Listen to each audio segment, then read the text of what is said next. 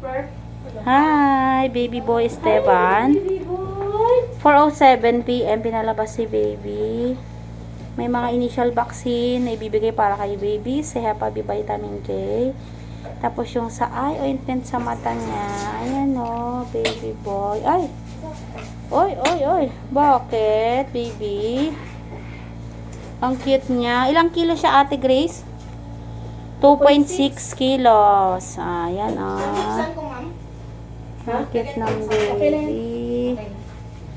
2.6 kilos siya.